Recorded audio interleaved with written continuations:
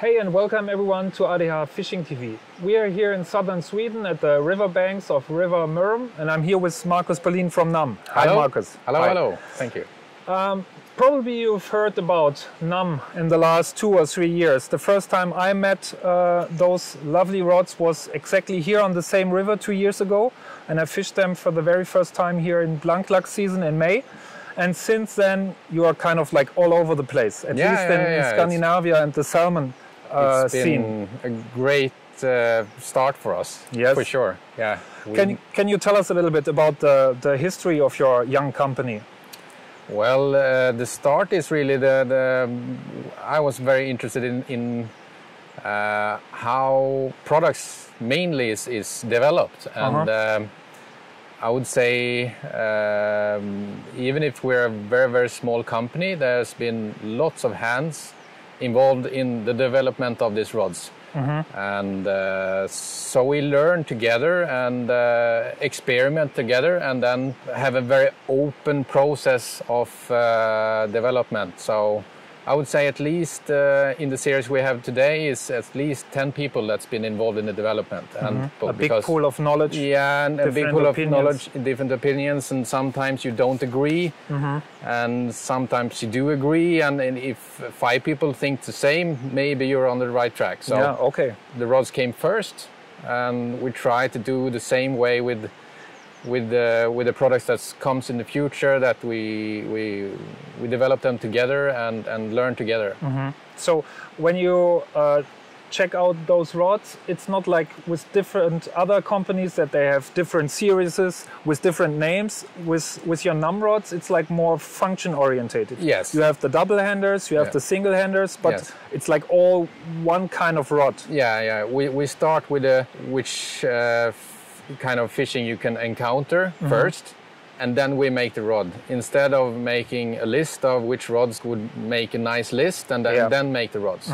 That's why some rods have a specific action and some others have another action, and because there's different demands on which lines to use, and all that, so we try to adapt. So I wouldn't say there's a typical now rod action. It's more that we try to adapt all rods like to a specific situation. An action that fulfills a certain purpose in a certain fishing scenario. For sure. Yeah, for sure. Okay. Yeah, the first rod I encountered was the 4-piece double hander. Yep. I think this is also like the first series of rods you started with. Later you brought the 6-piece travel rods, which are also very nice for coming here by plane, for example, traveling in general. And then of course you have the single-handed rods, and those are used a lot by sea trout fishermen, but also by pike fishermen, and also in tropical saltwater. We've seen your rods already. Yeah, and also in Iceland it's very popular with single hand for fishing for salmon as well. Yes, exactly. So we try to stay, even if tropical fishing is not that Scandinavian, we try to still stay in what we know in Scandinavia and what we have learned the past 30 years maybe in Scandinavia, and so there's lots of Swedes, Danish people, Norwegian people, Icelandic people, also some Finnish people has been involved in the development. So we try to listen to as many people as possible within Scandinavia, but and it seems like it works so far. Yeah, for sure. Can you tell us a little bit about the technology behind your rods? What kind of components do you use? What kind of materials are used in your rods? Yeah, well, what we started with when we approached the factory was that we just told them that we want to make the best possible rods we possibly can. So you should just dig deep to the material knowledge you have and try to find a really good material. So it's the latest graphite, and they added graphene to it. Well, the graphene is getting more and more popular, I see. We've seen that in the last year. Yes, and in our rods it's added to the resin in the material, so it's strengthened the rods. And then you can go up in modulus, so you can have a higher modulus in the blank and still have a strong blank. what my first impression was when I fished your rods, it was light in hand. Yep. It was like a super nice low swing weight, yep. and it was crisp and fast, yep. but still powerful. Yep. That was a really nice combination. And also with your single-handed rods that we used, for example, for pike fishing the last years, I had the same impression. So very light, very accurate, fast, but still sensitive. Yeah, yeah. So that's a very unique combination. Yeah, yeah. And yeah. Yeah, we think it's important to have to be able to feel the line still, yes. that you have a control over the line.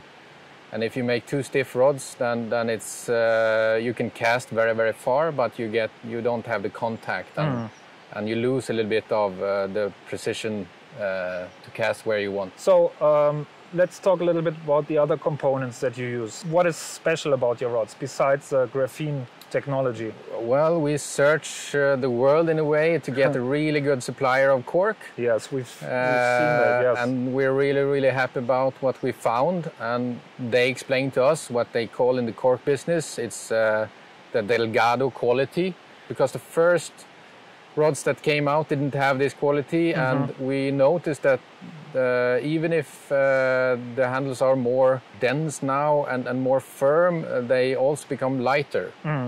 I would imagine that's because they use less glue and less fillers. Yes.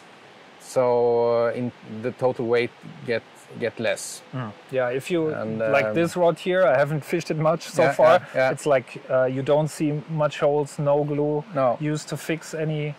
Yeah, it's very little holes in the cork. It's a really nice quality. Yeah. And also I like the rest of the finish. It's like minimalistic, like a kind of Scandinavian approach maybe. Yeah, we try to do that, less is more, and just have something that works for a very, very long time, and more about performance than design in a way. Also the matte black finish. Yes, and that's also something that we discuss a lot in development group, because in the beginning the rods were actually green.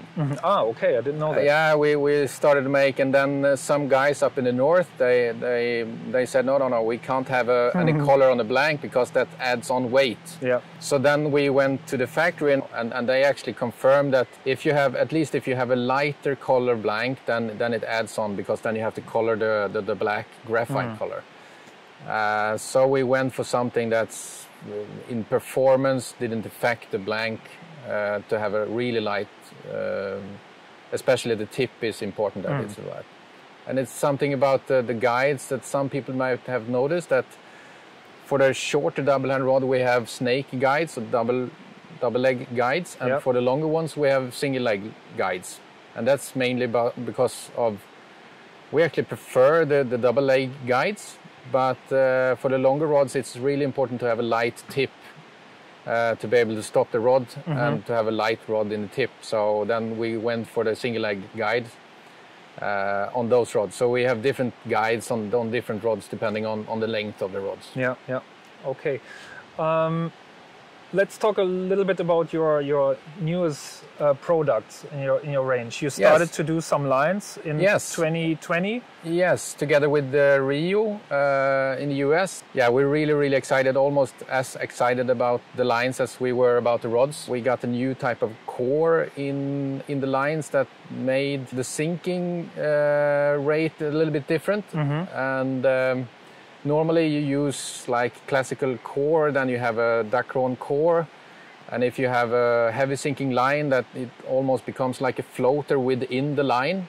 But now with this 60-pound core that we got, that it's really low stretch, it's the density is higher, so that it makes the total line sink faster. So you can use less tungsten in the coating, which makes a softer line, and then have this core in that makes the line sink faster. Yeah, I recognize that when I... Yeah, you can almost feel the core on the coat. Yeah.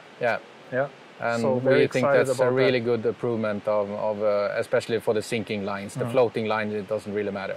And also these are your shooting heads, also your single-handed lines you did with Rio in cooperation. Yes. And there the same idea is fulfilled as with your rods. You just have kind of one line, but three different tapers for three different situations. Yeah, we try to make it as simple program as possible, and we go back to the 90s and with Göran Andersson and how he his tactics really was for the length, that if it's really impossible to cast, you have a really short head. Yes. And if it's you don't really know which situation you will encounter, then you have like a medium short head or medium size head.